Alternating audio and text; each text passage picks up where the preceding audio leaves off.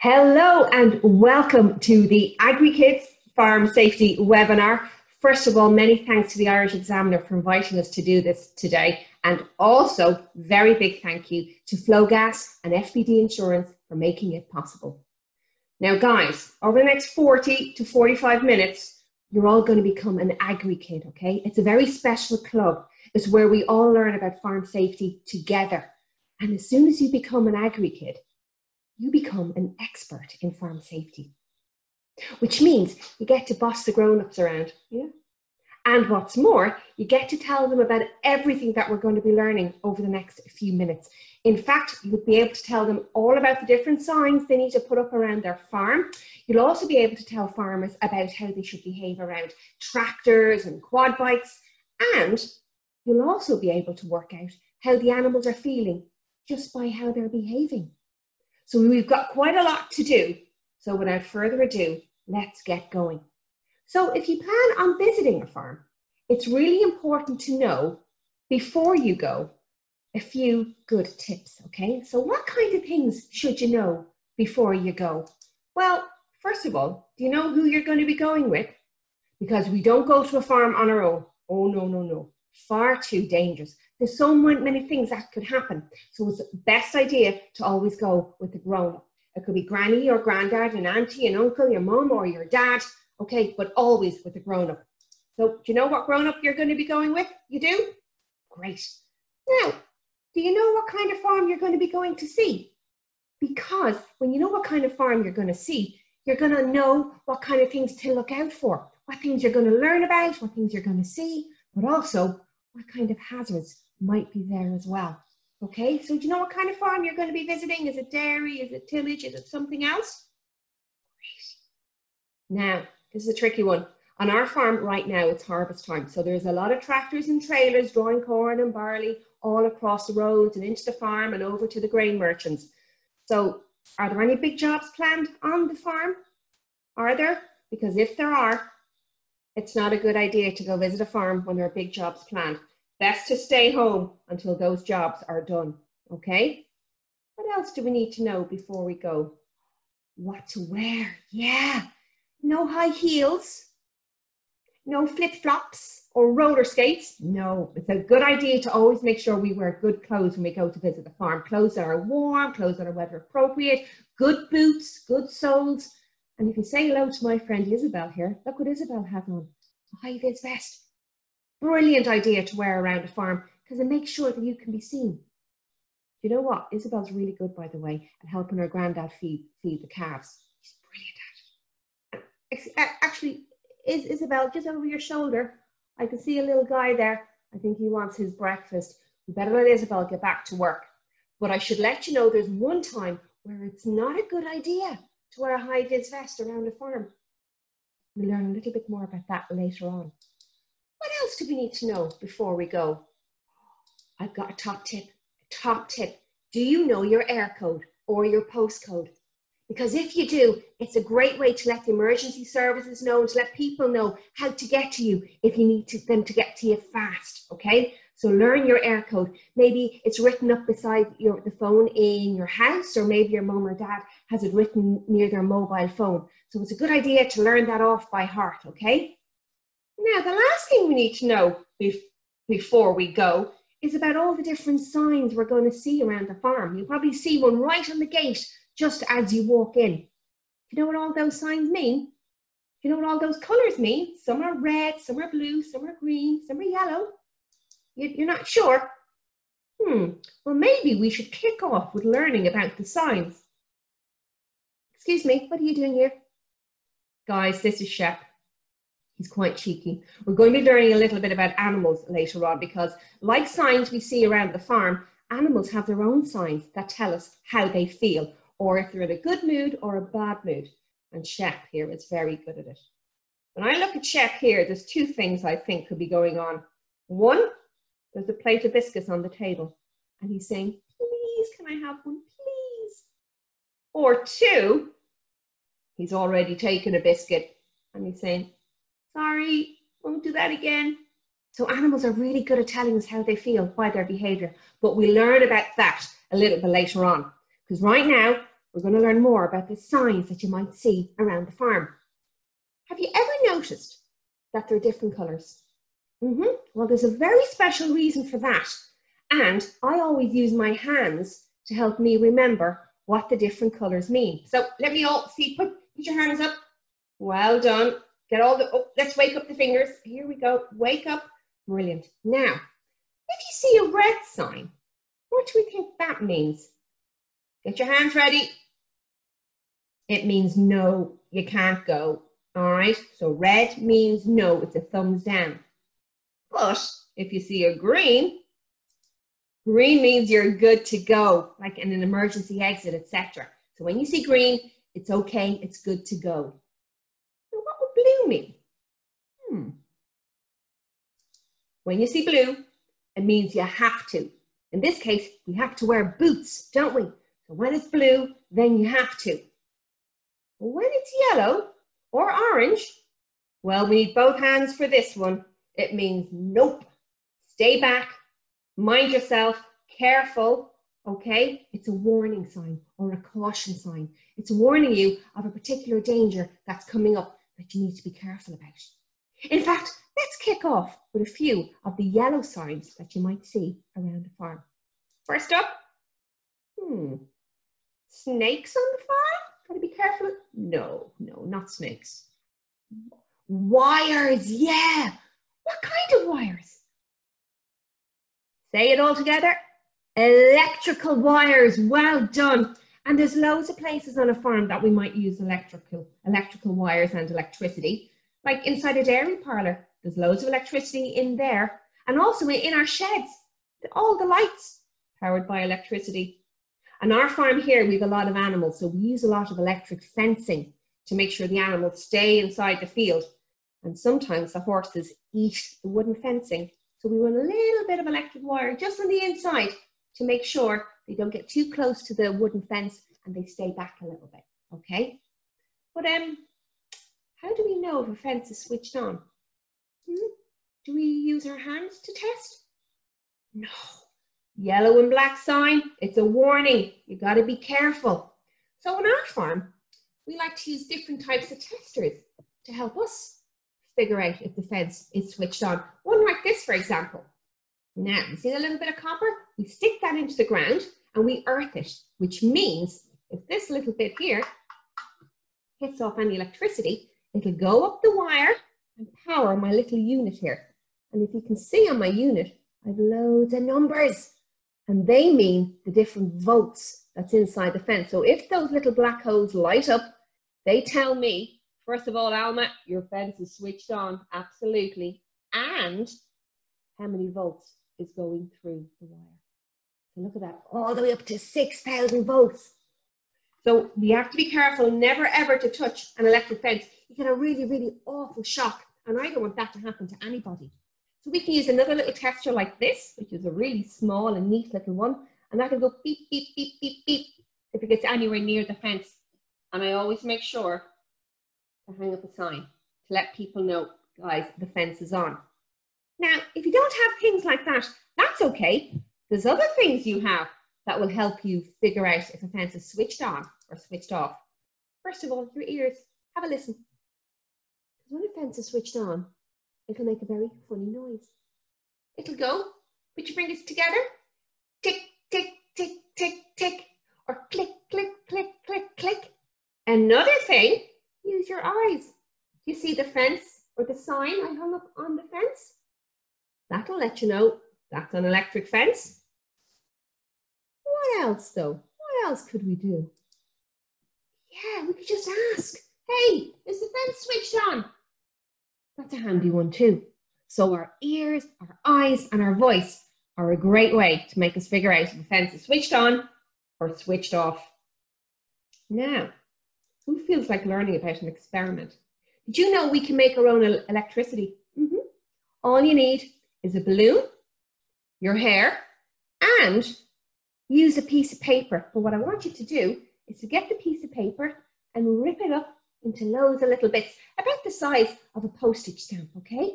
And then get a balloon, because we're going to make static electricity, okay? And my hair might go a bit funny here.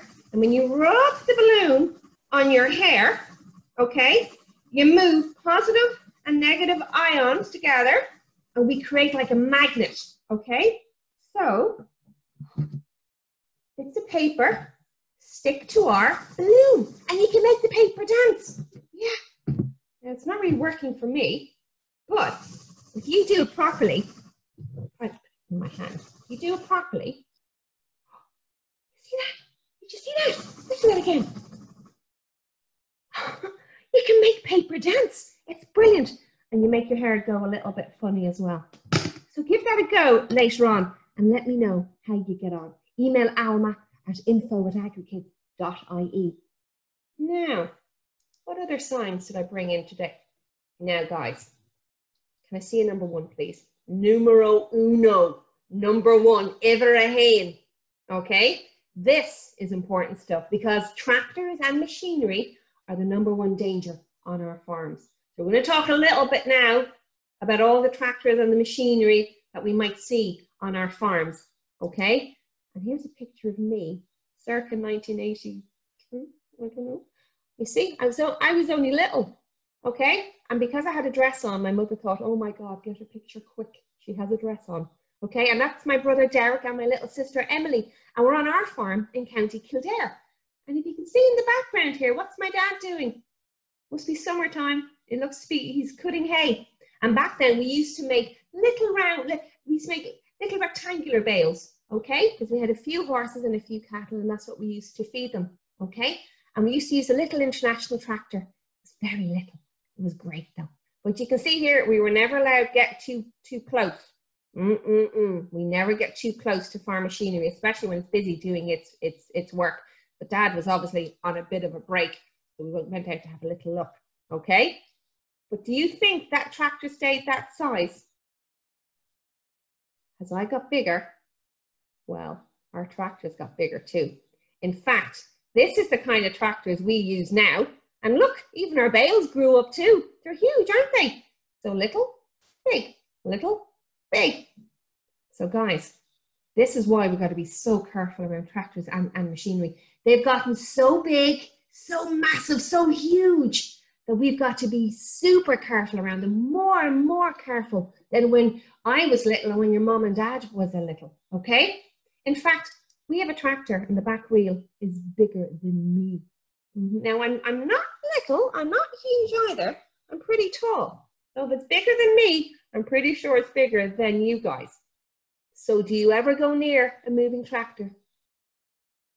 Because if you're about here, I won't be able to see you because I'm going to be seated up here. And when I'm seated inside the cab, which is up there towards the roof, okay, all I can see is what's directly out in front of me. I can't see who or what is going on the ground directly below me. And I won't be able to hear you. Chances are I have the radio on, it's soundproofed in there, or maybe I have some of these on, okay? So it's really important that we always keep back from machinery. In fact, what does it look like when I'm sitting inside my tractor? It looks a bit like this. So I can see loads that's going on straight ahead of me. Look at all that. I have a great view in the distance. But as you get closer, I can see less and less. And even though I have a big wing mirror here, I can't see a huge amount. I can only kind of see what's going on at the sides. Can't see what's going on directly behind and directly in front. In fact, the nearer you are to a tractor, the least likely I can see you. Okay? So this is a great way to remember. The green is good. This is what I can see. But I don't think too many people are as tall as that. So this is what I can't see. This is where and how people get hurt when they get too close to moving machinery. And you can't be seen. You can't be seen right at the back or right here at the side. This is all that we can see. So it's always better to keep well back, okay? Stay back and wait until the job is done. And if you do see a tractor working off in the distance, let the farmer know that you're over there. Give them a big wave. Give them a big cheer. They're getting all the food in, aren't they? They're doing all the work. Give them a big wave and a big cheer. And let them know that you're there, okay? AgriKids, I have a little job, right? Your first big job of the day, okay? When you're sitting inside a car, it's just something you put on to keep you safe. Have a think about it. What do you think it is? Shout it out. Seatbelt. Now, if a tractor has a seatbelt, do you think the farmer should put it on? Yeah, I do too, and I'll tell you why. Inside the cab here, we call it the safety zone. And when I'm driving my tractor, I tell you what, I want to stay inside the safety zone, thank you very much. And the best way to keep us inside the safety zone is putting on our seatbelt. Let's all practice. Ready? 1, 2, 3. Click.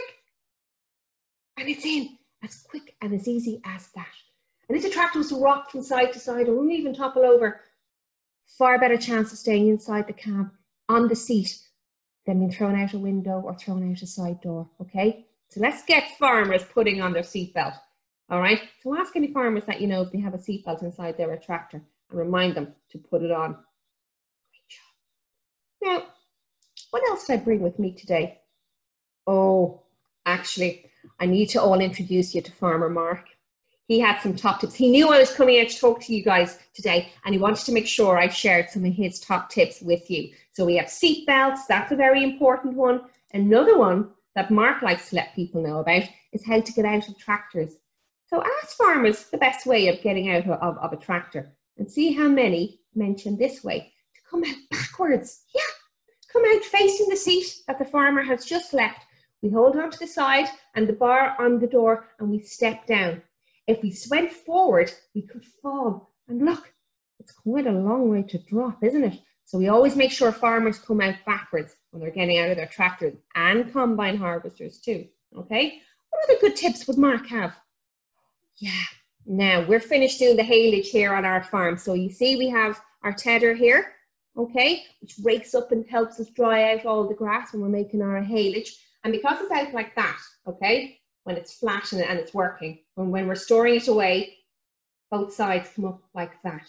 And these yellow things, do you know what they're called? They're called a tine or tines, okay? And when they fold up, some are suddenly level with our eyes. So if anybody was running around a corner or turning fast, they might get a nasty tine right into the eye. So what Mark does is, all those tines that are at eye level, he wraps them up with a bit of baling wrap, the plastic baling wrap there, before we store it away. And it's very easy to take it off when we need to use it again. So they're 2 good tips, aren't they? So I think we have 3 good tips. Seatbelts, getting out of tractors, and wrapping up those tines when we're finished doing our haylage or silage or our hay as well. Thanks, Mark, appreciate that.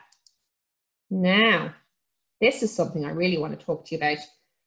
Anybody ever heard of a P.T.O? Put up your hand if you heard of a P.T.O. Quite a few. Does anybody know what a P.T.O stands for? Oh, it's so very heavy. When I go into schools, some boys and girls think this is a rocket launcher, yeah, or a weight lift, but it's not. The P.T.O. And what does the P.T.O stand for? Anybody shouting it out? Power takeoff. Now, what the P.T.O does, you see that little bit there? We're going to attach that into this little shaft here that's at the back of a tractor. And when that goes on, we've got to make sure it's on correctly though. Hear the click? That means it's in correctly. As soon as we turn on our tractor, this metal bar on our P.T.O starts twisting and turning really fast. And depending on the horsepower or speed of your tractor, it's turning anywhere between 9 to 16 times a second. Really, really, really fast. Now, why do you think farmers need something like a twisty-turny P.T.O on their machines? Well, what the P.T.O does is it takes all the energy and power from the tractor and transports it to a piece of equipment that the farmer is going to be using. The header on a combine, twisting because of the P.T.O, probably 2 of them. What else? Hedge cutters, mowers. Oh, our friend the tedder and a rake. You see it there? Did you see that P.T.O there? There's something on it, isn't there? That bar is turning so fast that it's really important that we do something with it, because we don't want long hair, loose clothes getting entangled in that. So that's why it's really important that we put a cover on our P.T.O right there. You see? Look at my cover here. You see it? Bit of plastic, but it's really important plastic. but covering it with the plastic guard is not enough. We've got to make sure we put on our chains also. And you see, see where Mark has the chains in our P.T.O there? As soon as we turn on our tractor, those chains lock around and they stop the outer part of the P.T.O from turning. Even though on the inside, this bar is twisting like crazy. Okay, and if you look at a P.T.O, you'll probably see a symbol like that. And that's a warning sign to let people know that if you don't have it guarded, you could become entangled around that bar. You don't want that to happen to anybody. So it's really, really important that we guard the P.T.O and we put on our safety chains. Now, I want to introduce you to a very special friend of mine. And you'll say hello to Peter.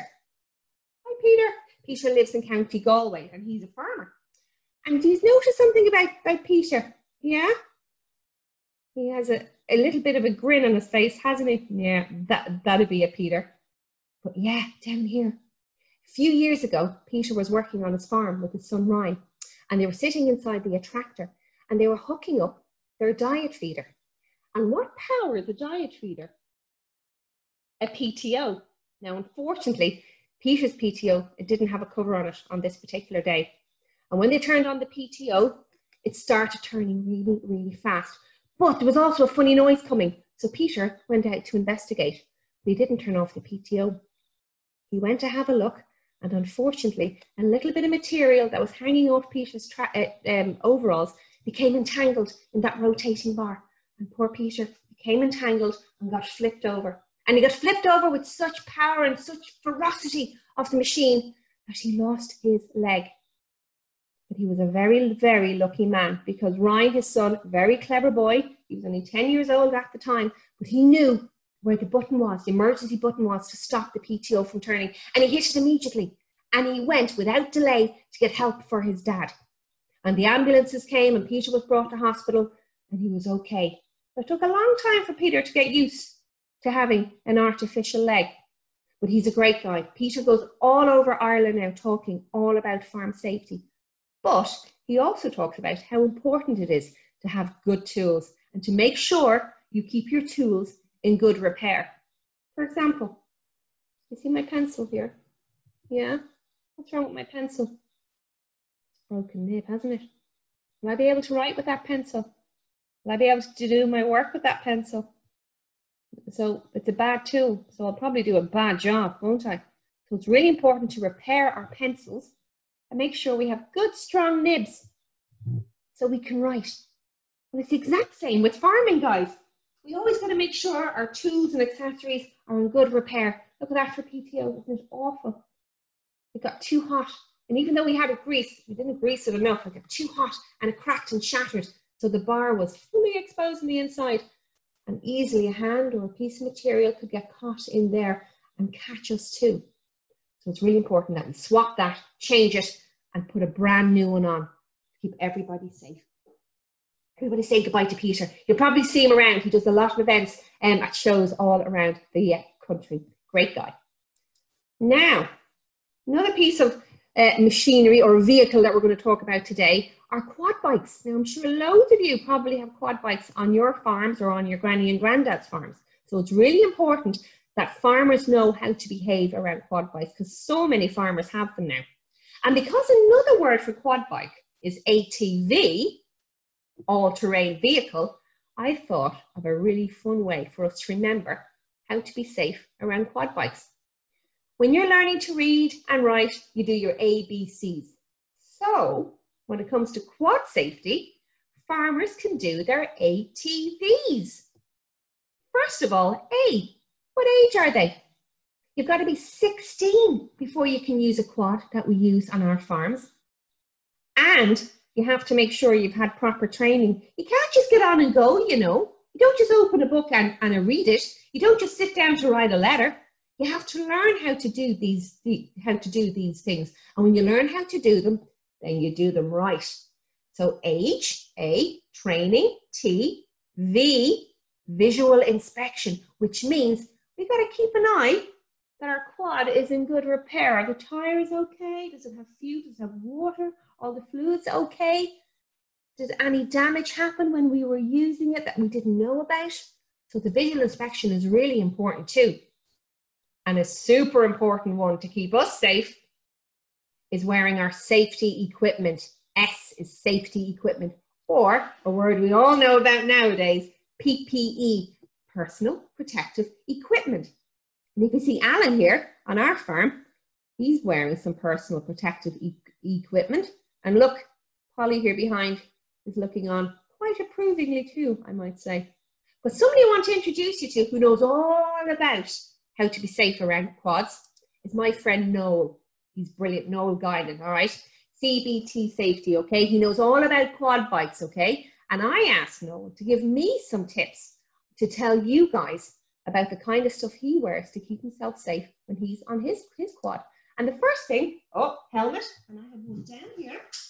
And even though this looks massive, it's really light, really light. So Noel says always put your helmet on. That's the number one, guys, okay? And put on your chin strap, okay? And not only that, you see Noel has a visor and his helmet too. And these are really good if it's dusty and there's flies, they'll hit off that and knock it into your eyes.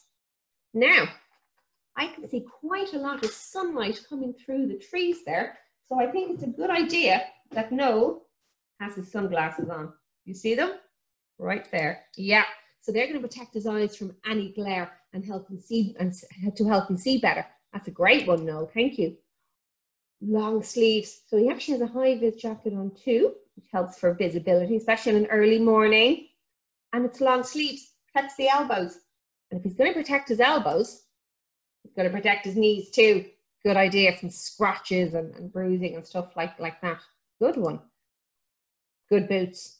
Remember I said no flip-flops, high heels, roller skates, heelys.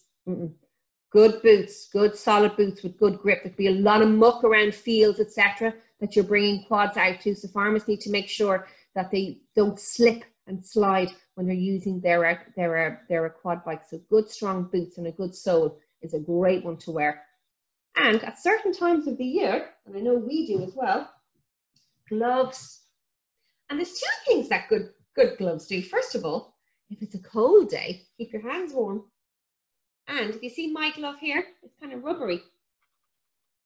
Great for grip. So grip is really important, and minding your head is really important. So they are the main things that Noel will wear when he's on his quad bike. But a big thing Noel talks about is who uses the quad bikes. Remember, you got to be 16 and training and everything else. But on a quad, we've only got one seat. So if there's one seat, how many people? One, exactly. Now, I know it's a pretty long seat, and you're thinking, but there's room for people. No, the user of the quad needs all that space because, for example, if we're going up a hill, we need to slide forward. And if we're going down a hill, we need to slide back. So we need all that seat to move and adjust our weight to keep the quad balanced, okay? And by having more than one person on that quad, the quad isn't balanced, and then you're at risk of it tipping over, okay? And that's how the accidents happen. So one seat, one person. Thanks, Noel. Appreciate it. Give Noel a wave. Bye now. Oh, no, look. These guys don't know their ATVs, don't they not? Well, they're wearing a helmet, but look, not only do we have a passenger, but they seem very young as well. Not a good idea. And over here, they seem to be on their holidays, so I'll kind of, they can be in shorts. That's okay. And they're protecting their eyes from the sun. But again, we have a passenger and no helmets. That's such a no-no. Helmets are like 50 or 60 euro, and they can mean so much. They could save a life. They could protect you. Okay, mind your head. Okay, so these guys need to go back and learn their ATVs without a doubt. Now, another warning sign I brought in today. It's a bit scary. I hope I'm not scaring anybody. What does this mean? Pirates on the farm? Halloween on the farm? No? What do you think it means? Shout it out again. Poison, yes! Chemicals and poisons that we might use on our farm. Why would we use something that's poisonous on our farm? What do you think? Oh, that's a big word, isn't it? Pesticides. Now, I know that's a big word, but you know what? All we really need to remember when it comes to pesticides is the first 4 letters, pest.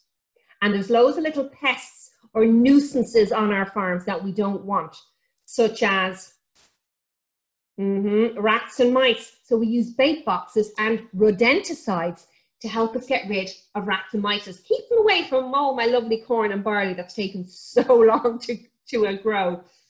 Also, and this is for gardeners too, little diseases or funguses can get on our crops or on our plants and on our flowers. So we can use a fungicide to get rid of those. Don't like these. Flies. Oh, anybody have sheep?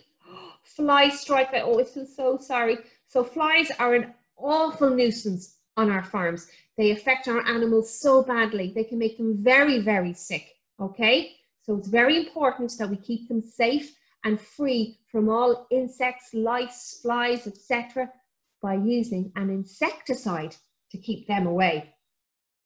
And what else? There seems to be space for one more. Oh yeah, weeds. Don't want weeds in my crops, thank you very much. Want to keep it all right, want to keep it all healthy. So we can use a herbicide to make sure we keep our weeds at bay, okay? And if you ever look on the back of, we'll say, a herbicide or a fungicide, etc., you might see signs such as these. And these tell you what those particular chemicals might do if you came in contact with them. So some here, this might irritate your skin or your eyes. This could be bad if you breathe it in. This could be bad, burn your skin if you put it onto your hand, which is why many farmers use something such as gloves. Like a nitrile glove, especially for using, you know, the insecticides and the pour-ons. Yeah, we don't want that getting into our skin. It's good when it gets into the animal skin, kills all the little maggots and all the horrible things, but it's not good when it gets into our skin, okay? So we use gloves to keep ourselves safe. Not good if we get rid of it badly, and it's bad for the environment if we just pour it into the river or throw it into a hedge. Very, very bad and bold. Or maybe it's really flammable, goes on fire really easily. So these are really good ways to remind us how to stay safe when using any of these kind of chemicals around our farm. But the thing is, it's not just our farms that might have these, okay? Even if I'm, you know, washing my dishes and stuff like that, you might see some of these signs of things that are used around the house, all right? You see that symbol? That's there too, isn't it? So ask your mama or your dad to show you some of the things they use, the detergents, etc., to keep the house clean, okay? And you might see some symbols on the back of that, all right? And remember, the golden rule with all chemicals on the farm, lock them away, all right? You don't want anybody getting in there that doesn't know what they're doing. So we always make sure our chemicals are locked away, okay? But there's one other thing on our farms we got to talk about that can be dangerous. It can be a gas, and it can also be a drowning danger as well.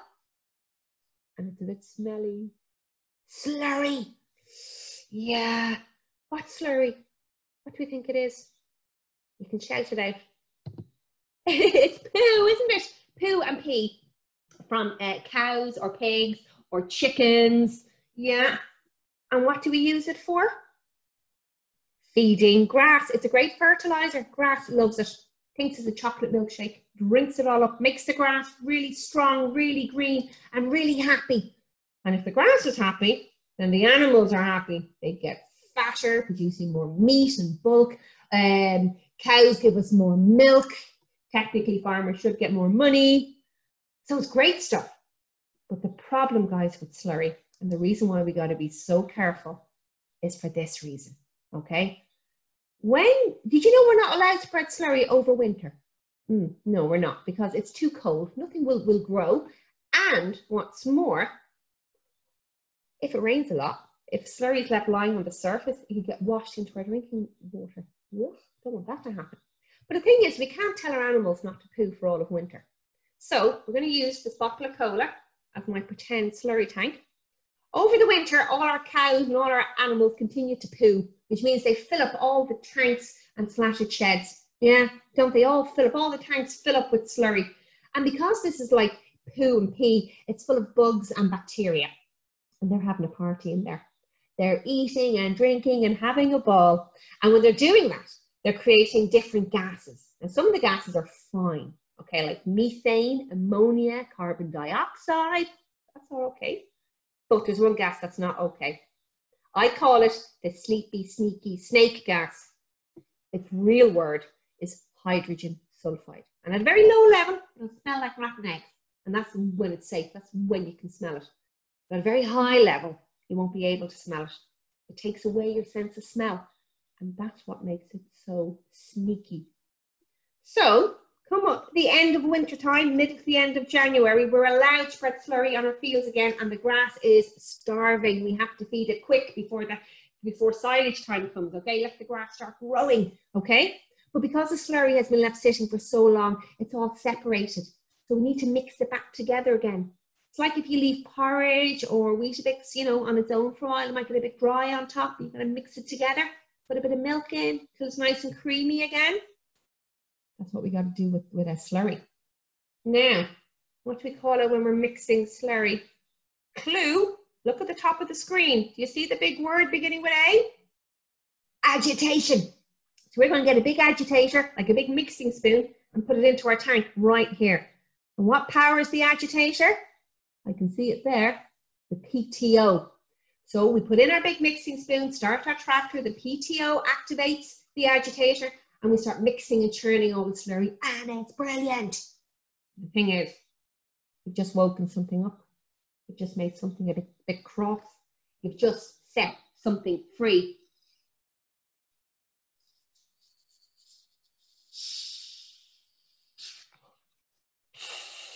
That's why I call it the sleepy, sneaky snake gas. You've woken up the hydrogen sulfide and you've set it free.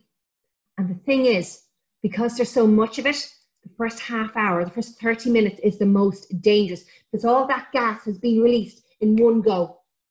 All that, and it can be super poisonous, remember, and you won't even know it's there. You can't smell it. So that's why as soon as agitation begins, you see where our farmer is, get out of the shed, get away from the agitation point and stay away for at least half an hour. But that's on a windy day because the wind is great at helping that gas blow away. But if it's a non-windy day, give it at least an hour. Then you can go back in, drain your tank and feed your grass all that amazing slurry. Okay? So slurry, it's great for grass. It's not good for you or me. Okay? So yellow and black signs are, oh, careful, stay back. You remember what the blue sign meant? What do blue signs mean? Do you remember? When it's blue, then you have to.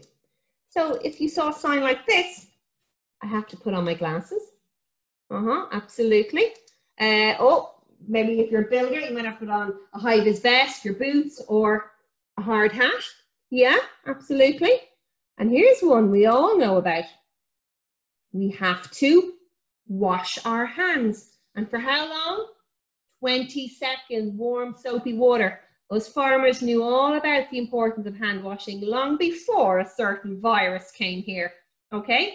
So when it's blue, then you have to. So what was the other ones? Red. Who can make the symbol for the red sign? What was red? No, exactly. Red means no. Don't go in, stay out, don't cross the road, okay? So if red is no, green is good to go. Exactly. When there's an emergency, follow the emergency exit signs. They're going to be green. And if you're at school, you might see this sign in your schoolyard. That's the assembly point. It means it's where you go if there's like a fire drill, for example, where everybody can stand and to be safe. Okay? So guys, that's why signs are different colors. They're green, they're red, they're blue, and they're yellow. And they're those colors for a very specific reason. No, yeah, you have to. Careful, okay? But the last thing we have to talk about are our animal friends. Now, they don't wear signs. So how do we know if they're in a good mood or a bad mood? Let's meet Larry. Look at Larry here. How's Larry behaving today? Good? Happy? Think he's happy? Yeah, I think he's happy too. Look, his ears are kind of relaxed, aren't they? his mouth is open a bit and tongue is out. He looks super, and look, he's lying on a sofa. Of course he's super happy. He's so chilled out. However, Larry has a cousin, Chico. Chico ain't a morning person, guys. Yeah, look at Chico. Is Chico happy? No, look at Chico. Some people think when a dog is showing their teeth like that or stripping their teeth back that they're smiling at you. They're not smiling at you. Chico is giving us a warning sign to get back. He's gritting his teeth, actually. Grit your teeth. Yeah, you're not happy when you grit your teeth, aren't you? Not. Get back, okay? Okay, Chico, we won't go near you today. And you know what? We won't go near Marmaduke either. Do you think Marmaduke likes getting a little rub? No. Shh. Cats will hiss and throw out a paw when they're not happy with you. But Kitty, on the other hand here, yeah, she loves a little rub. In fact, she has her ears closed, her eyes closed, her ears out to one side. And I reckon she's actually pushing her head up into the hand to get more of a little rub. So dogs and cats are very good at telling us how they feel. And what about the farm animals that we have? We have a lot of horses here. And did you know horses are really good at telling you how they feel? By their ears. Yeah, really good. I'm going to show you how. Everybody, show me all those magic hands again. Okay? They're great for signs, aren't they? We tend to have horsey ears, okay? When horses are happy to see you, their ears are forward. When they're listening or they've heard something, their ears follow the sound by moving from side to side, twisting and turning and pivoting. Okay? When they're a bit tired, the ears go out to the side. But if they're cross, nervous, upset, worried, anything negative, their ears go back. And the warning sign in our yard is when the ears are back, stay back. That's the yellow and black sign. It's a warning, get back. So, how do we think these horses are feeling today? Look at him there. Ears are kind of twisting and turning, aren't they? What a good horse, listening to what the rider is asking them to do. The rider is giving the aids here or the instructions here with their reins and their leg, and the horse is listening and doing what it's told. I had ponies, and let me tell you, they didn't always do what they were told. That's a very, very good horse. Meet Maggie. Maggie's a mare on our farm. How's Maggie feeling today? Not great. Yeah, a little bit like Chico, maybe not a morning person. Wow, I can tell you. The reason why Maggie has her ears back here today and showing us a little bit of aggression and a little bit of annoyance is because she had just become a mummy. Right here at the back, you won't be able to see, is her little foal, a newborn foal, a little girl, a filly foal. And Maggie has been a really protective mum and giving us the warning signs to get back, okay? Maggie's always been a protective mother, so we always know to be super careful around her when she has her little foals. In fact, all mums in the animal world are very protective mummies, so it's always a good idea to be really careful around them and not to approach them. We'll be meeting another protective mummy in a couple of minutes. He's having a little sleep. Look, ears are out. Eyelids are drooping, head is low, and I reckon that lower lip is probably hanging. And what's more, his pal here is having a little sleep too.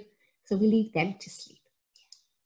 Oh, what's going on here? These guys are really, really attentive, aren't they? I reckon it's feeding time and they've heard the buckets and they're up. Oh, yay, delighted to see you. It's feeding time. This happens twice a day in our yard, morning and evening. Feed time, exactly. So that's how horses use their ears. But how else can we stay safe around horses? Sometimes if you're feeding a horse or even a donkey, it's a very good idea to always make sure you don't cup your hand. You see what that little girl is doing there? She's cupping her hand, and it looks like the horse is opening up his mouth really wide to try and get the food, okay?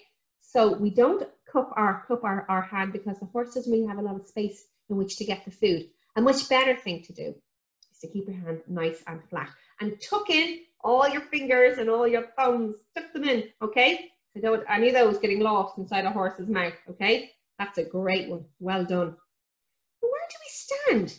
Or how do we approach a horse? Does anybody know? Well, remember we spoke about the blind spots with their tractors at the back and at the sides. But horses also have blind spots, and so do cattle. So for example, if we have a horse here and they're eating and grazing grass inside a field, it's good to know that, well, they can see nearly the full way around, okay? Their right eye is over here, their left eye is over here, and both eyes, or monocular vision, is over here, okay? Binocular vision is right here, so they can see both things, okay? That's a pretty good, that's nearly a full way round. But unfortunately, this is where they're totally blind, totally vulnerable, okay? So if anything was to approach them directly behind or directly in front, kind of up there between their eyes, they won't be able to see you. And you will startle them and frighten them. And their instinct is to defend themselves. And you could be in their kick zone or their puck zone like that, okay? So never ever approach a horse directly from behind or directly in front. Always better to approach at the shoulder, at the side. Because look, they can see you coming, okay? They can see you coming from here, all right? And if you do need to go towards the back, maybe to brush out a tail or pick out a hoof, give them a little rub on their neck as you go. And use your voice and say, it's just me, okay? And that's the best way. You won't give them a fright, okay? Because they're not being mean, they're only protecting themselves, okay? The final animal that we're going to be talking about today, I want you all to say hello to Barney and his girlfriend Camilla, okay? Being very busy in their household lately. I wonder though, who do you think would be more dangerous on a farm right now? Do you reckon Barney or Camilla? So let's have a show of hands for Barney. What do you all think? Yeah? Quite a few people think Barney. Yeah, well, he's big, isn't he? He's huge. Very powerful. How about Camilla? Yeah, look, little calves, so cute. Yeah, absolutely. In fact, Camilla right now is about 7 times more dangerous than a Barney. And again, she's not being mean. She's just become a mum. She's a freshly calved cow, isn't she? And freshly calved cows, and actually during the calving process, calves can be very stressed and very agitated and very cross. And they will kick and they will puck because the maternal instinct has kicked in. And they're looking after their little babies and they don't want you there. So it's very important that farmers use proper equipment when they're working with freshly calved cows and newborn calves, like calving gates, etc. Keep the mom in a crush, work with the little calf, and make sure you're out of there before you set the mom free. So thank you, Camilla, for being such a good mummy, and we understand you can be extremely cross and extremely dangerous. Now, that's not to say Barney doesn't have his day either. Bulls have other ways of telling us when they're in a bad mood. For example, Barney himself here, he's all the cows to mind. Somebody walked into the field. There was a sign up. They didn't pay attention. So a bull might stare you down, right? Get out of my field. Very territorial creatures, okay? Now, also, if they're feeling okay, they'll put their head out like that, okay? And if you see here, both Barney and his cousin Bob have a ring in their nose, haven't they? Great. Put a ring in a bull's nose. About 9 months old, calms them down. That's very sensitive area on the bull. Putting a ring in there helps us lead, control, and handle the bull. But my granddad always said, farmers don't put a ring in their own bull's nose. It can hurt them a bit, okay? And if you hurt your bull, will he like you? Nope. Will he respect you? No. So what might he do to you? He could charge. When bulls are tossing their heads from side to side, scraping at the ground, cows too, by the way, that's the sign they're going to charge and attack, okay? And believe you me, they may look big, but they can move extremely fast and are extremely powerful, okay? So my favorite bull here is Bob. He wins because he's being good. His head is out. He looks quite relaxed and quite chilled. I know you're just doing your job, Barney, but we're going to give Bob the special gold star today. And the final thing I want to let you all know about is a little rumor that's going around. You see what jacket I have on today? What color is it? It's red, isn't it? Is that a good idea to wear around Barney and Bob and the other guy? No? You don't think so? It's fine. They're color blind. Bulls don't see red or green. They can only see very pale colors and they're all fine, okay? What they don't like though is movement, things waving or shaking at them, like shadows and flags and stuff like that. And that awful person out in Spain, the matador, doing all this, not the colour of the cloak that makes the bull angry, it's the movement, okay? We always make sure we don't act silly around bulls. And another thing that's good to know, if you don't know the livestock, we don't recommend farmers enter a field with a high-vis vest on. The reflectors and the kind of impactful brightness of the colour can spook them a little bit, okay? And that could actually set them off and cause them to charge.